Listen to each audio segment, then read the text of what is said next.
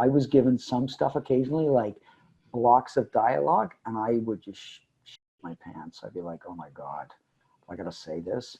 One time I had to do a walk and talk with Richard Dean Anderson, and I had looked at the script and I had missed this part. I would always flip through. They get the script. I go, okay, blah, blah, Walter.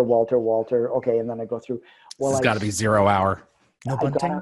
I missed this one little scene where it was like Jack gets off O'Neill gets off the elevator. The elevator. And I meet him and I walk with him down the thing, and I'm basically bringing him up to speed on the other SG teams and what planet they're on.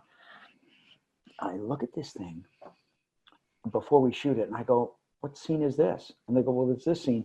And I go, oh, I didn't realize that I was in that scene. I hadn't read it.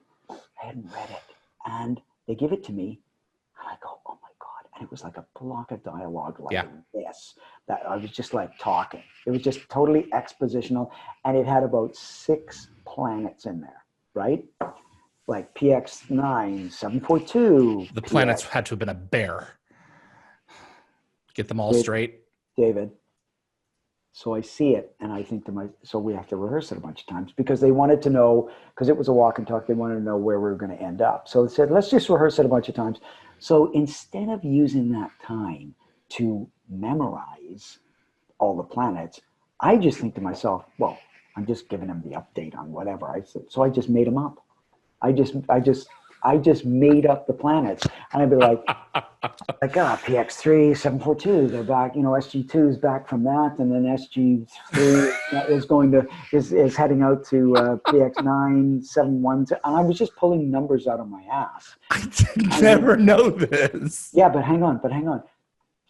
Just before we shoot, and I'm not kidding you, this is not a word of a lie, just before we shoot, the script supervisor comes up to me and goes, Gary, are you aware that you've been saying different planets every time?